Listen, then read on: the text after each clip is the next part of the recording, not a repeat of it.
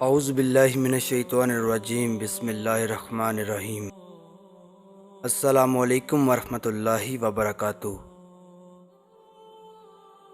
پاک ہے وہ پروردگار جو عیبوں کو چہروں پر ظاہر نہیں کرتا۔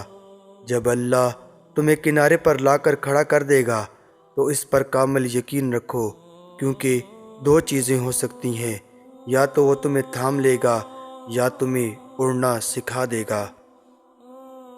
اللہ نے دینے کا وعدہ کیا ہے، بس وہ تم سے تمہارا صبر چاہتا ہے، تم سے توکل چاہتا ہے۔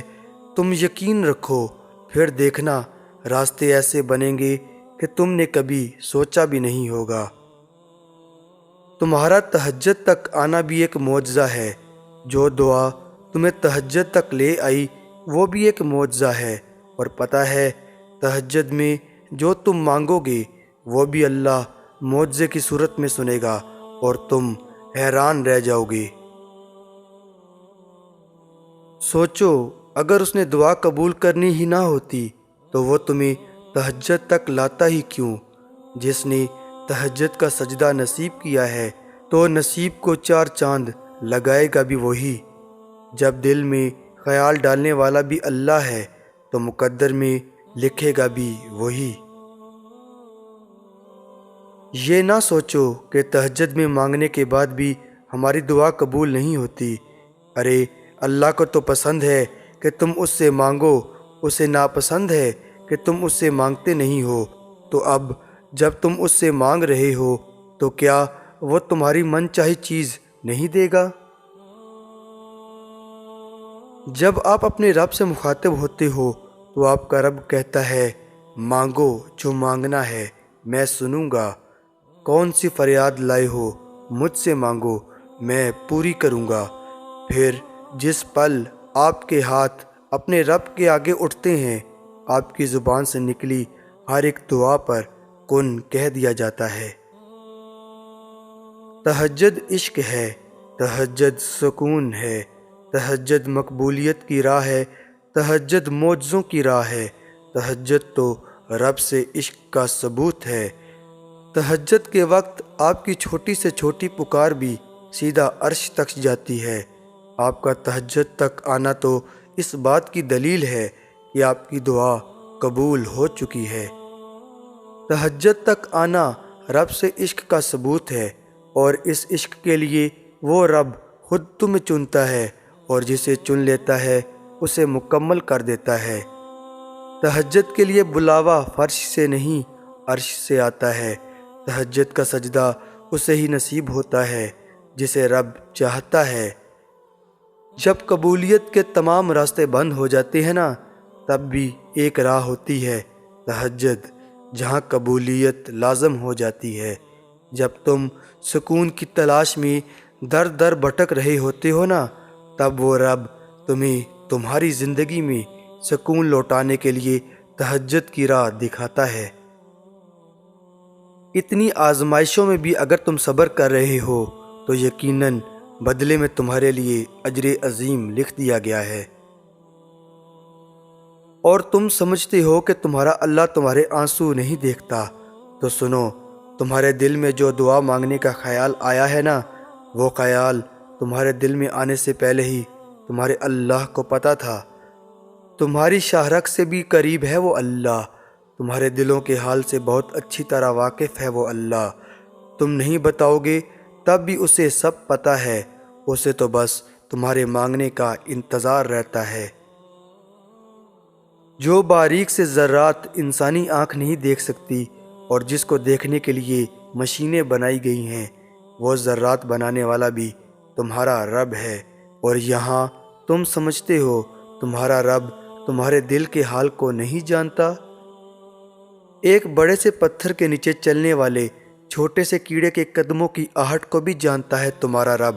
وہ اللہ ہی ہے جو تمہیں اس دنیا کی حقیقت سے واقف کرواتا ہے، کیونکہ ہم اس دنیا کے میلوں میں کھو جاتے ہیں، ہم اپنے رب کو بھول جاتے ہیں، ہم اس دنیا کے وقتی سہاروں کے پیچھے بھاگنے لگتے ہیں۔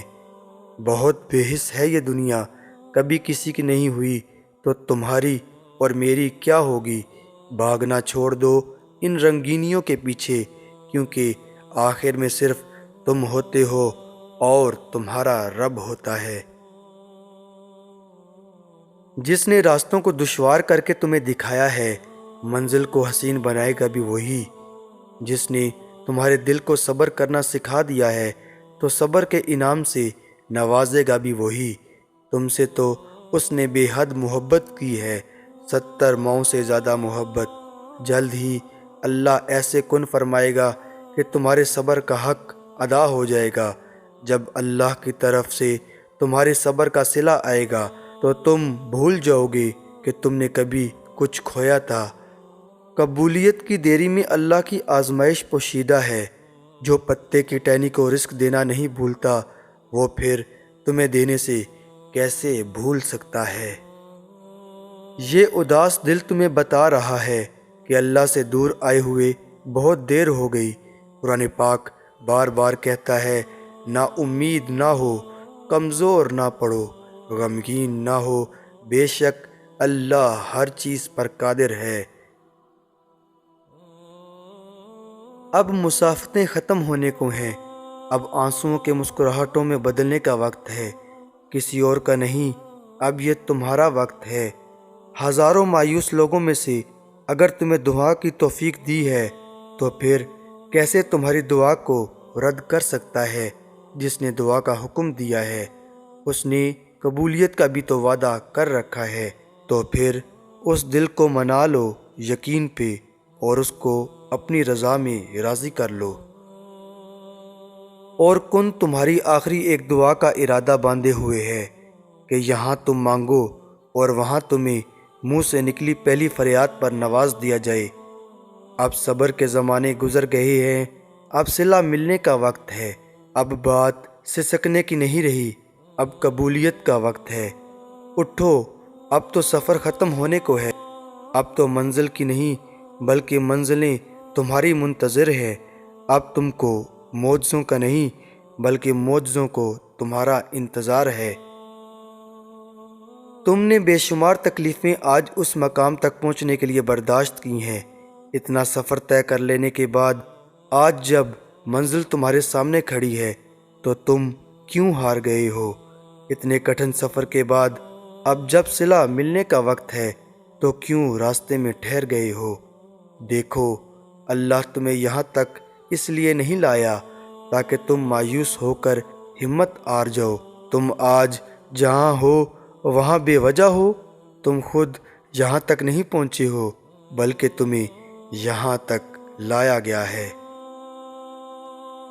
خطاؤں کو معاف فرمانے والے رب، ہم سب پر رحم و کرم فرما، رزق میں برکت عطا فرما، بیماروں کو شفا عطا فرما، تمام آفتوں اور مصیبتوں سے حفاظت فرما، اور ہمیں اپنے شکر گزار بندوں میں شامل فرما۔